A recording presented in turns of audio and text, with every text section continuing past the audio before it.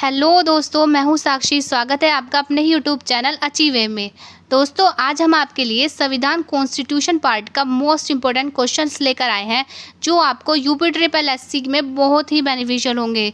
तो दोस्तों, वीडियो को लास्ट तक देखिए और अपने आप को भी जज कीजिए कि आपने कितने क्वेश्चन सही कर पाते हो और कितने नहीं, और आपको कितनी तैयारी की ज़रूरत है। तो जो चैनल पर न्यू है तो चैनल को सब्सक्राइब कर लीजिए और बेल आइकन ऑन कर लीजिए, जिससे कि आने वाली सभी वीडियो आपको समय से मिलती रहे। तो चलते हैं अपने क्वेश्चंस पर। Let's start. First question is, भारतीय संविधान में किस भाग को आत्मा की आख्या प्रदान की गई है?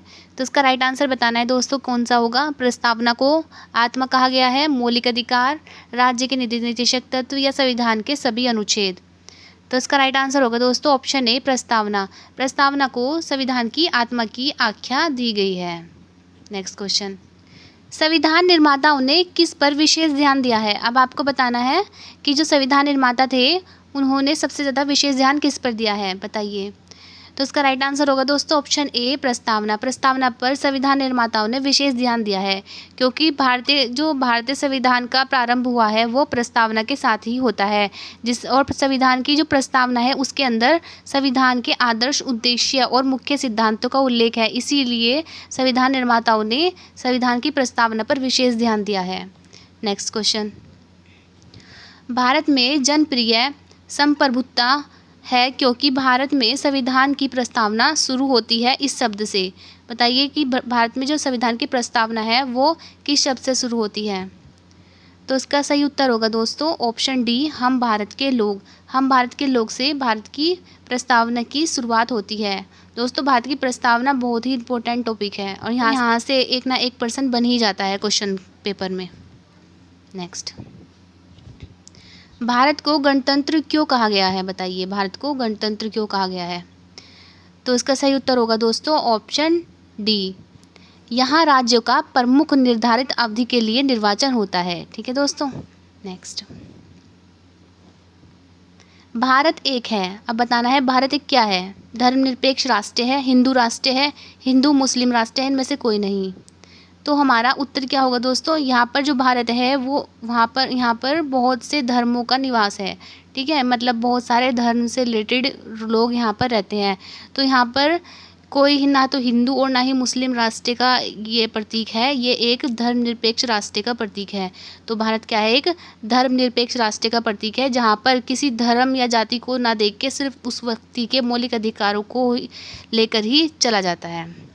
नेक्स्ट, विश्व का सबसे बड़ा लिखित सर्वाधिक व्यापक संविधान किस देश का है? बताइए दोस्तों, कौन सा ऐसा देश है विश्व का जिसका संविधान सबसे बड़ा भी है, लिखित भी है और सबसे व्यापक भी है? तो कौन सा है दोस्तों? हमारा ही देश है Bharat. Option B is a right answer. सबसे बड़ा लिखित और सबसे सर्वाधिक व्यापक संविधान जो है वो भारत का ही संविधान है। और दोस्तों, इसकी भारत के संविधान की एक विशेषता और है कि हमारा जो संविधान है वो लचीला और कठोर भी है। ठीक है, और एक क्वेश्चन यहाँ से बनता है, अगर पूछ लिया जाए कि प्रथम लिखित संविधान सबसे पहले किस देश ने बनाया था, तो उसका आंसर होगा अमेरिका। ठीक है, और अमेरिका का ये संविधान जो है वो सबसे छोटा संविधान, सबसे छोटा लिखित संविधान है। नेक्स्ट, भारत का संविधान किस प्रकार का है? बताइए। तो इसका राइट आंसर क्या होगा दोस्तों? इसका राइट आंसर है ऑप्शन सी, नम्य और अनम्य। भारत का संविधान नम्य और अनम्य है। नम्य मतलब क्या होता है? लचीला, और अनम्य मतलब कठोर। नेक्स्ट, भारत के संविधान में भारत को क्या माना गया है? बताइए, भारत के संविधान में भारत को क्या माना गया है? तो भारत के संविधान में भारत को राज्यों का एक यूनियन माना गया है। ठीक है, और ये किस आर्टिकल के अकॉर्डिंग है? ये आर्टिकल 1 के अकॉर्डिंग है। ठीक है दोस्तों, आर्टिकल 1 और भाग पार्ट भी एक ही होगा। नेक्स्ट क्वेश्चन, भारत एक धर्मनिरपेक्ष देश है, इसका तात्पर्य है? अब धर्मनिरपेक्ष का मतलब क्या होता है दोस्तों? तो इसका राइट आंसर होगा ऑप्शन बी, उसका राज्य स्तर पर कोई धर्म नहीं होता।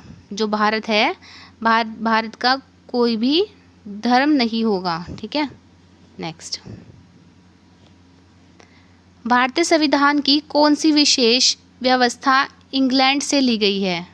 बताइए दोस्तों, कौन सा इसका आंसर सही होगा? तो इसका राइट आंसर है ऑप्शन ए, संसदीय प्रणाली। भारतीय संविधान की एक विशेषता है संसदीय प्रणाली, जो कि इंग्लैंड से ली गई है। ठीक है दोस्तों।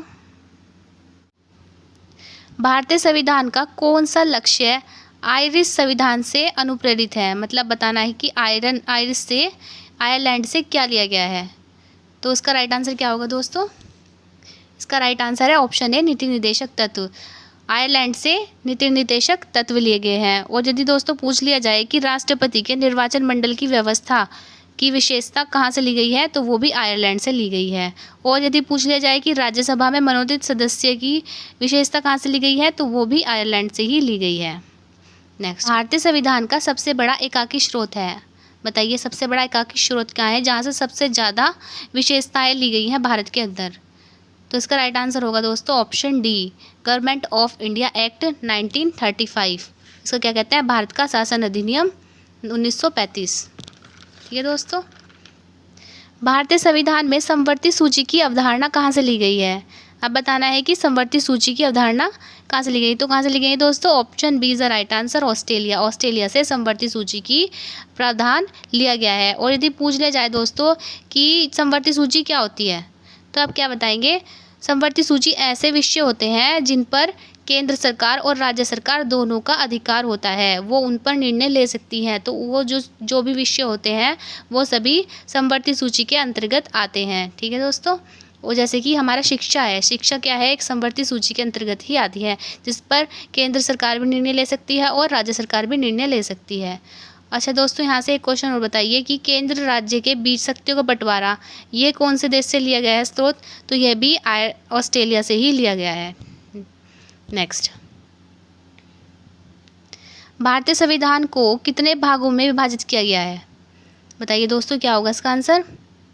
इसका राइट आंसर है ऑप्शन सी, 25। भारतीय संविधान को 25 भाग में विभाजित किया गया है। और सबसे पहले जिस तरह की जब भारत का संविधान बना था, तो उस समय पे कितने भाग थे भारत के संविधान के? तो उस समय पे थे 18 भाग। ठीक है दोस्तों, याद रखना। मूल भाग कितने हैं? 18। और अब वर्तमान में कितने हैं? 25 हैं। संविधान के किस भाग में संविधान संशोधन की प्रक्रिया का उल्लेख है? तो इसका राइट आंसर होगा दोस्तों ऑप्शन सी, भाग 20 में। भाग 20 में संविधान संशोधन की प्रक्रिया का उल्लेख है। और दोस्तों यदि पूछ लिया जाए कि संविधान संशोधन की प्रक्रिया का उल्लेख तो भाग 20 में है, लेकिन आर्टिकल पूछ लिया जाए तो क्या बताएंगे आप? तो आर्टिकल 368 में भारत के संविधान संशोधन की प्रक्रिया का उल्लेख है। ठीक है दोस्तों। नेक्स्ट, संविधान के किस भाग में पंचायती राज व्यवस्था संबंधी प्रावधान दिए गए हैं? बताइए दोस्तों कौन सा भाग है जहां पर पंचायती राज व्यवस्था संबंधी प्रावधान दिए गए हैं? तो इसका राइट आंसर होगा दोस्तों ऑप्शन ए, भाग 9 में। भाग 9 में क्या मिलता है? पंचायती राज व्यवस्था संबंधी प्रावधान मिलते हैं।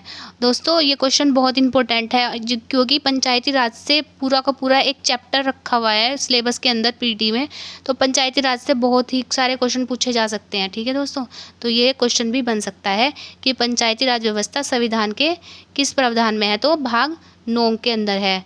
और यदि पूछ लिया जाए कि अनुसूची कौन सी है पंचायती राज से, पंचायत से, तो क्या बताएंगे अनुसूची? तो अनुसूची है 11वीं अनुसूची में पंचायती राज व्यवस्था का वर्णन है। नेक्स्ट, संविधान के किस भाग में अस्थायी संक्रमणकालीन और विशेष उपबंधों के प्रावधान है? तो उसका राइट आंसर होगा ऑप्शन सी, भाग 21 में। भाग 21 में अस्थायी संक्रमणकालीन और विशेष उपबंधों के प्रावधान है। नेक्स्ट क्वेश्चन, संविधान के किस भाग में तीनों सोपानों में पंचायतें बनाने की परिकल्पना की गई है? बताइए दोस्तों कौन सा आंसर होगा इसका? तो इसका राइट आंसर ऑप्शन ए ही होगा। जहाँ पर पंचायत की बात आती है वो भाग कौन सा है? भाग 9 में पंचायत की बात कही गई है। नेक्स्ट, वर्तमान में भारतीय संविधान के कुल कितनी अनुसूची हैं? वर्तमान में बतानी है दोस्तों। तो इसका राइट आंसर होगा ऑप्शन सी, 12। वर्तमान में कितनी अनुसूची है? 12। और जब हम मूल संविधान था उसमें कितनी अनुसूची थी? तो उसमें अनुसूची थी 8। ठीक है दोस्तों। नेक्स्ट, संविधान सभा की प्रारूप समिति द्वारा प्रस्तुत प्रारूप संविधान में कितनी अनुसूची थी? देखो यहाँ पे क्वेश्चन आ गया तो आप बता सकते हो उसका आंसर क्या होगा। तो इसका राइट आंसर है ऑप्शन बी, 8। नेक्स्ट, किस संविधान संशोधन अधिनियम द्वारा भारतीय संविधान में 9वीं अनुसूची जोड़ी गई? तो वह कौन सा संविधान संशोधन था दोस्तों जिसमें भारतीय संविधान में 9वीं अनुसूची जोड़ी गई? तो इसका सही उत्तर होगा दोस्तों ऑप्शन ए, पहले संविधान संशोधन द्वारा 9वीं अनुसूची जोड़ी गई थी। और 9वीं अनुसूची में किस चीज़ का वर्णन है?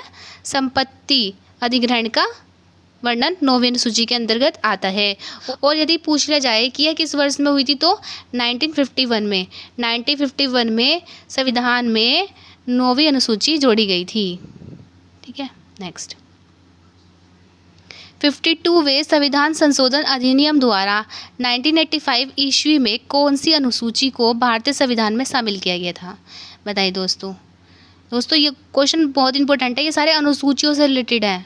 ठीक है, जो हम अनुसूची पढ़ते हैं ना 1 से लेकर 12 तक की अनुसूची, तो यहाँ से इस तरह के भी क्वेश्चन बन जाते हैं। खाली ये नहीं पूछता कि 9वीं अनुसूची में क्या है, 10वीं में क्या है, यहाँ से भी क्वेश्चन बन जाते हैं कि किस संशोधन के द्वारा इन अनुसूचियों को जोड़ा गया था। तो इसका सही उत्तर बताइए दोस्तों, क्या होगा? इसका राइट आंसर है ऑप्शन बी, 10वीं अनुसूची जो है वो 1985 में जोड़ी गई थी 52वें संविधान संशोधन के द्वारा। और इस 10वीं अनुसूची में क्या था? 10वीं अनुसूची में था दल बदल विरोधी कानून का, दल बदल विरोधी कानून के बारे में था। ठीक है दोस्तों, नेक्स्ट अब बताना है 73वें संविधान संशोधन अधिनियम द्वारा भारतीय संविधान में कौन सी अनुसूची जोड़ी गई थी? 73वें संविधान संशोधन में, तो इसका राइट आंसर होगा दोस्तों ऑप्शन सी, 11वीं अनुसूची 73वें संविधान संशोधन अधिनियम द्वारा जोड़ी गई थी। और किस सन में जोड़ी गई थी? यह 1992 में जोड़ी गई थी। दोस्तों अगर पूछ लिया जाए कि 74वें संविधान संशोधन द्वारा कौन सी अनुसूची जोड़ी गई थी, तो कौन सी जोड़ी गई थी? 12वीं अनुसूची, और यह भी 1992 में ही जोड़ी गई थी। ठीक है दोस्तों, और कौन सी है 9वीं जो 12वीं अनुसूची है वो कौन सी होगी? वो थी नगर पालिका से, और 11वीं अनुसूची पंचायती राज से संबंधित थी। नेक्स्ट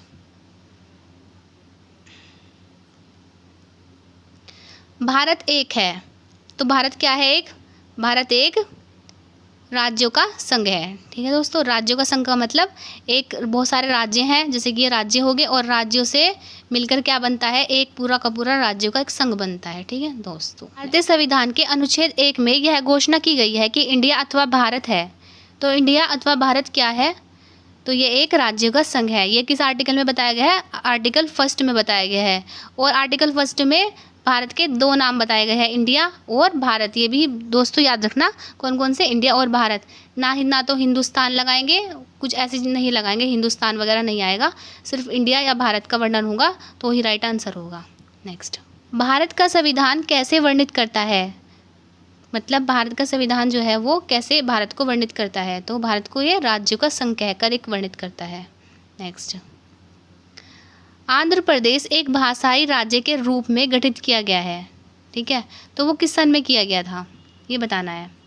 तो इसका राइट आंसर होगा दोस्तों ऑप्शन बी, 1953। 1953 में आंध्र प्रदेश को भाषाई आधार पर गठित किया गया था, और ये पहला एक ऐसा राज्य है जो कि भाषा के आधार पर गठित किया गया था, आंध्र प्रदेश। नेक्स्ट, भारतीय संघ में किसी राज्य को सम्मिलित करने का अधिकार किसे है?